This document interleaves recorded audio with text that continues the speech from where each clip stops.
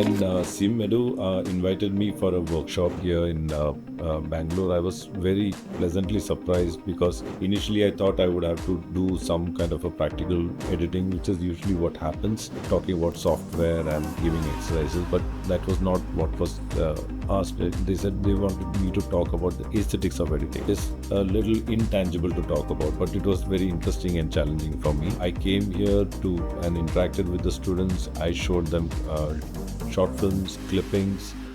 We spoke about specifically about what is it that editing does to a film. What does it do to a narrative? How does an editor choose shots to be juxtaposed?